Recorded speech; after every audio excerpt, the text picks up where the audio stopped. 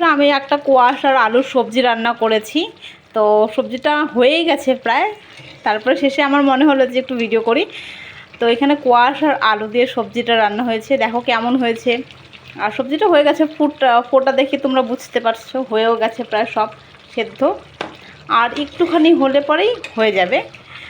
তো সবজিটা তোমাদের কেমন লাগলো? তোমরা কে কে কোয়াশ আর আলু সবজি এইভাবে খাও? মানে অনেকভাবেই খাওয়া যায়, কিন্তু আমরা একদমই অল্প মশলা দিয়ে সিম্পল টাইপের এই ধরনের রান্না করে খাই।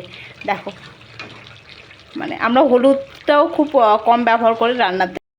তো এরকম একটু এইখানে দেওয়া হয়েছে কালো জিরে ফোড়ন দিয়ে, তারপরে তো সবজিটা বসিয়ে দেওয়া হলো, তারপরে একটু মশলা বাটা আর কি, ওই আদা, তারপরে হলো কাঁচা লঙ্কা, এগুলো দিয়ে করা হয়েছে। দেখো কত সুন্দর হয়েছে। আর এই দেখো, ঝোলটা অনেকটা গাঢ় হয়েছে। তো হয়ে গেছে আমাদের সবজিটা। এবার আমরা কি করব, খাবো।